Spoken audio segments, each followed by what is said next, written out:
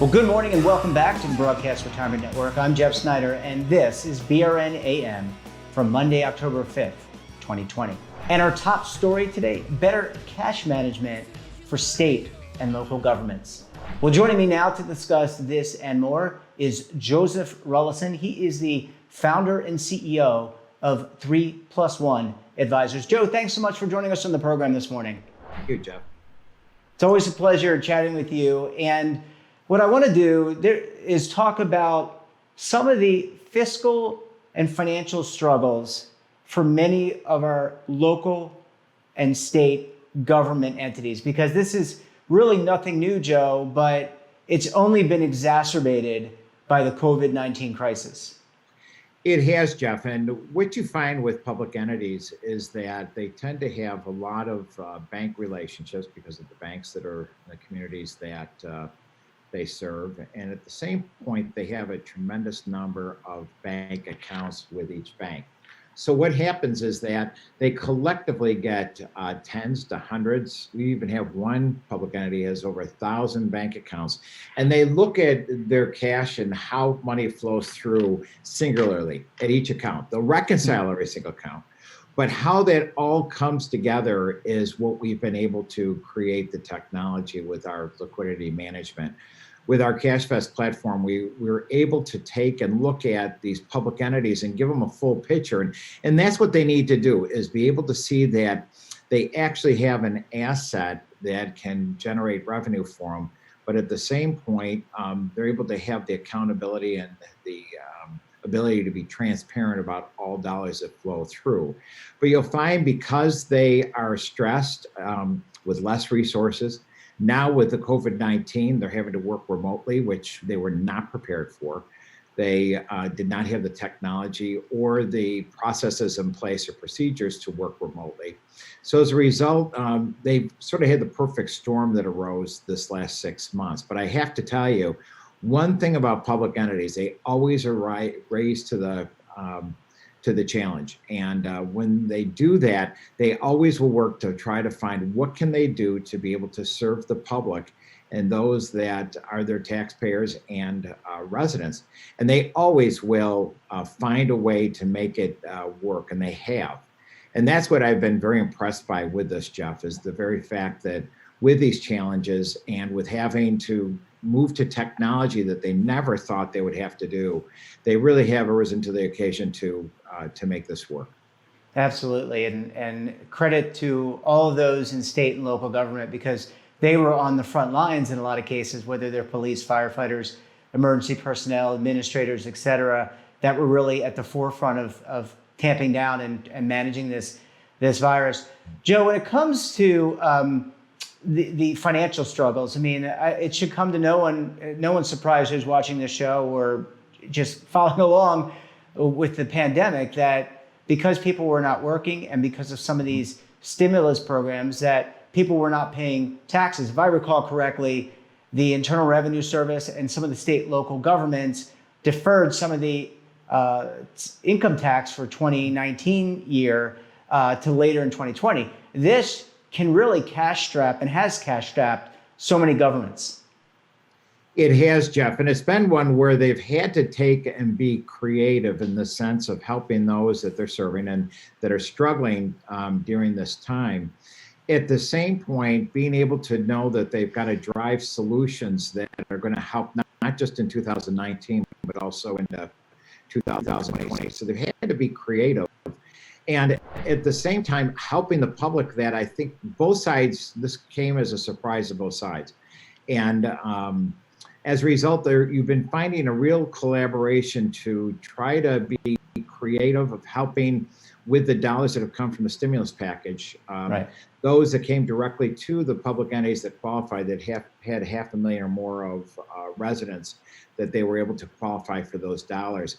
And they've been able to apply it towards certain type of costs that were up and above, that were unexpected. At the same time, we're finding, though, Jeff, that a number of the communities that have received money have been trying to find ways to use it to help cover for the tax shortage or to to help those residents and businesses that have had a struggle. So they're trying to find ways. They can't use it for revenue loss, but they can use it to help them fill the gaps for those that are just struggling right now.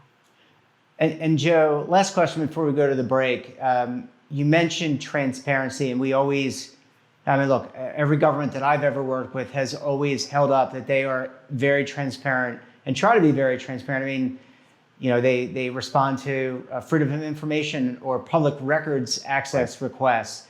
How has this kind of transformed? I know we're going to get into what you all are doing on CashFest, but just in general, how has this really grown over the last 6, 7, 8 months of this pandemic? That's a great question, Jeff, because with the need to work remotely, different individuals of an office that could be across the desk from each other had to find ways to be able to communicate remotely, whether it be through their iPhone or whether it be through the computer. But you saw a change of information occur that really had allowed them to even realize that there was more information that they had to rely on and had to take it to one another in a fashion that I think was at a much greater speed and in ways that were able to allow them to be able to communicate in a different way.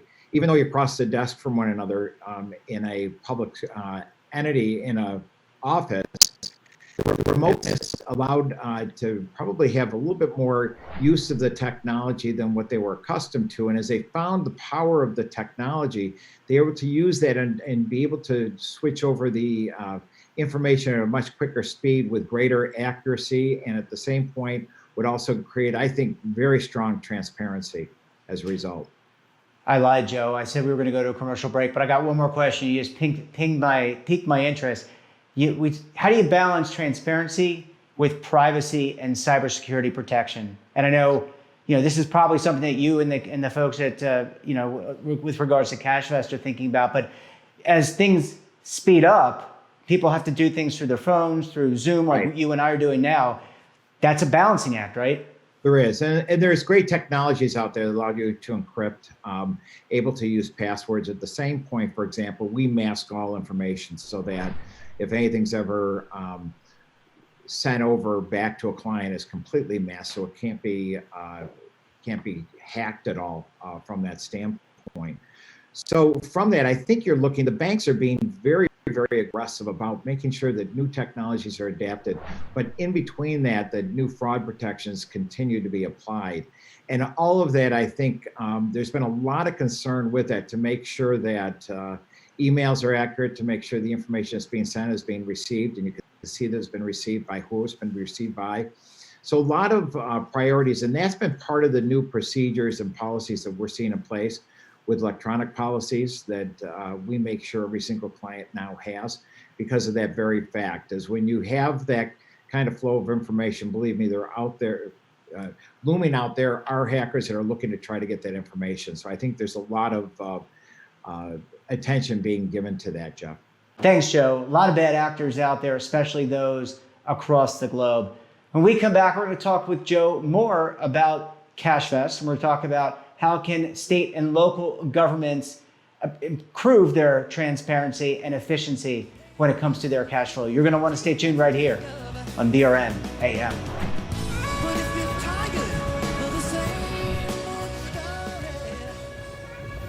Imagine a new television network that will make you richer, healthier, and in control of your financial future.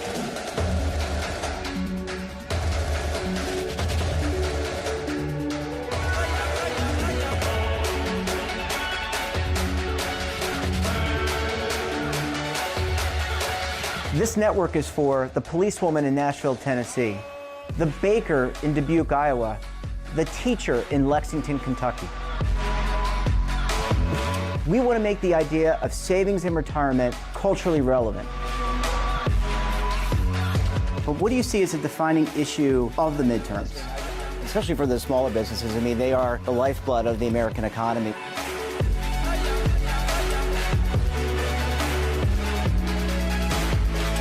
featuring exclusive interviews, current affairs, and docuseries. 33 years old, you retired early. The philosophy is money only matters if it helps you live a life that you love. But you got to start thinking about retirement as soon as you get in.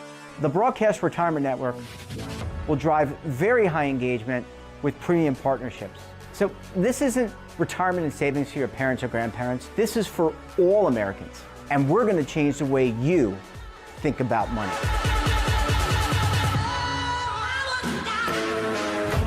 Welcome to the next frontier of retirement and savings. This is BRN, the Broadcast Retirement Network. The windows on our homes, they protect us and the ones we love, but they do much more. At Renewal by Andersen, making your home more comfortable is at the center of every window we make. It's why we custom build our windows in America and install them in as little as 1 day. It's why we build our frames with exclusive FIBREX composite material that's 2 times stronger than vinyl. It's why our glass helps keep your home warmer in winter, cooler in summer, and quieter all year long. It's why we stand behind every window with a 20-year limited warranty. Why not help lower your energy costs while giving your home and family the best? Call 1-800-835-6525 to schedule a free in-home consultation. Buy one, get one at 40% off with this special offer. Plus, get special financing with no money down, no monthly payments, and no interest for 1 full year. Renewal by Andersen, the better way to a better window. Call 1-800-835-6525 now. Welcome back. We're talking to Joseph Ruvelson. He is the CEO and founder of 3+1 Advisors. Joe, thanks so much for staying with us this morning. Thank you, Jeff. My pleasure. So really, really important for the general public to understand all these major issues. It's the health issue obviously is very important.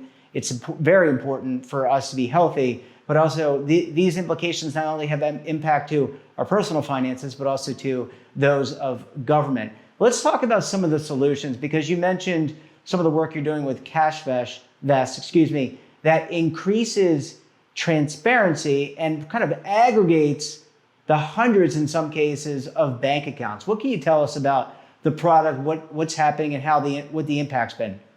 Sure, Jeff. What we've been able to do, and the only company that does this, and we have put over 25 years of work into this with technology, and that is the ability to capture every financial transaction that flows through a public entity. And it allows the opportunity to see what the flow of dollars are, not just through the eyes of the public entity, but also by the financial institution. 2 different worlds. And we're able to bring and merge that information together. You're able to see patterns. And what's interesting is when it comes to financial transaction, there are behavioral patterns that are built in that you can see for every single client that is tailored, that you get to see a holistic picture. And when we take a liquidity analysis and put it in front of a client, it's the first time a public entity has seen all those accounts at once. As I mentioned before, you tend to look at a bank account singularly, but because there's so many bank relationships and bank accounts, the ability to see the whole picture, you're able to capture all information. And in that, you can then be able to do a couple different things. You can first be able to take a look at the flow of the dollars and see how much money do you really have. Not what you think you need, but what you really need to have on hand. So many times you'll find public entities will leave cash on the table because they think they need to pay somebody, when in fact the patterns show they don't need that for another month, or it could be 2 months, could be up to a couple of years. That has value. And even in today's marketplace where the treasuries are at 0 to 25 basis points, there's still opportunity that when you can show a bank the patterns of your cash, which banks tend to think public entities are all overnight cash. When you can show long-term patterns and give time horizon, you're able to use that, and a financial institution can use that on their balance sheet to determine, does that asset have greater value to the bank? And they've been willing to pay. At the same point, for public entities where they need to go out and borrow, the liquidity analysis allows them to see what is the actual need of their liquidity and how much they need to borrow, if they even have to borrow at all. But if they do, the ability of knowing different entities could buy that paper means it's a different asset, and it can also provide some great quality. The other part with it is that when you have all this information, it gives you the confidence to be able to negotiate with the banks, to be able to see, am I being charged what I should be charged for? And at the same end, Having the knowledge allows you to have a stronger bank relationship. So you can be able to have really good conversations and say, well, I understand that I'm paying for this, but I know others are paying for the same service, a different cost. Can you explain? And that tends to create a much more powerful relationship and give confidence to a public entity to manage the relationships. But the other part too, Jeff, what we've been fortunate with liquidity analysis, that analysis and data has been very powerful to the rating agencies. And when you're going out to borrow, being able to have that and show this is what we have, and knowing that today 10% of a rating is based on what the liquidity is of an organization, to have that at your fingertips is very powerful. All this blends together that gives you the peace of mind. So when you're going through, whether it be a natural catastrophe, whether it be a health like COVID that we're seeing, or even human inflicted, to know that that side of the equation is taken care of and it's in good, strong hands of the finance office and with the help of the CashFest platform, it allows you to put the attention towards what you need to put it towards, and that's those that you're serving. And so it all comes together, and that's where I think the solutions become very, very powerful for public entities today. Joe, when it comes to, and I should have asked you this in the first segment, but I forgot about it, and you just reminded me. But when it comes to some of the different entities, I mean, in my mind, knowing how state governments work, I would think they would be more complicated and would have more cash accounts and bank accounts. But that being said, what about local governments or special taxing districts? Are they equally as complex? Do they have, I guess it depends on the size of the entity, right? Each entity has its own dynamics, and that's what makes the CashFest platform so unique, is that we tailor to every single type of entity, whether it be small or whether it be large. When I first started, Jeff, I thought our average size entity that we'd be working with would maybe be $50 million budget, where they don't have a full finance staff, they need support. But we're finding whether it's 10 million, 50 million, or if it's up to 4 billion or more, they're different complexities, but they find different ways to use the information that enhances what the need is. The one common thread for all public entities right now is that there's a strain for dollars, given what they've had to go through with COVID. Yeah. But there's also been a strain on resources. Public has been demanding that public entities do more with less. They can't keep raising taxes, and they have certain restraints. So as a result, they're having to do less. So they have to look for other resources that can complement what they're doing. And that's exactly what we've seen ourselves as a complement to, whether it be to the staff or whether it be to the whole entity, based on what the specific need is, in terms of looking at all cash as an asset and the different banking services and what have you. Joe, last question. Pension contributions. I mean, you talked about the rating agencies, the importance of showing what cash flow looks like. That's what the rating agencies use when it rates bonds, or it rates the creditworthiness of an entity. What does all this mean for pensions and pension contributions that need to be made but aren't necessarily required? You can, under GASB, you can kind of push that off. But what does this mean for pension contributions and the support of pensions? You know, with it, Jeff, between the pension contributions and OPEB, they are stresses that are going to only become more complicated down the road for public entities, as they find that there's one city that we have where they have more retirees than they have employees working for them. And as a result, there's a lot of strain onto that, and you have to think that way longer term. And what's nice with the CashFest platform is we're not only looking at what the needs are today or tomorrow, but we're looking significantly down the road and to see how is that going to change the liquidity of the structure of an organization, and how do you prepare for that? One of the things we have done too, just to let you know, is we've created the RFP Prep, which is a RFP online platform for banking services, for a registered investment advisor, for pension services, that allows you to go and be able to competitively bid and make sure that you're able to have everybody respond back online and get rid of the paper. Makes it more efficient, but we're finding makes it very competitive price-wise and a very quick turnaround. All of those kind of services are what you're going to need to do to save every penny, so that you can be prepared to make those contributions down the road. I'm treasurer of a water authority, and that's one thing we look at every single month, Jeff, is what is our costs? What do we have to do to put the money into the pension? Is it being managed correctly? And at the same point, how are we preparing for the benefits for the retirees as they come down the road? And so we look at all that, and that's something that we've built into our model as well. Yeah, absolutely. Well, it sounds like there's a lot to be managed by state and local governments, and transparency, very important. Joe, thank you so much for joining us on the program this morning. We really appreciate it, and we look forward to having you back on again very soon. My pleasure, Jeff. Thank you so much, and really appreciate being part of it. And that wraps up this episode of BRN AM. Have a topic of interest or someone you think we should talk to? Then drop us a line. And don't forget, for all the news in retirement, markets, technology, personal finance, and more, check out our daily newsletter, The Morning Pulse. So until tomorrow, I'm Jeff Snyder. Stay safe, keep on saving, and don't forget, roll with the changes.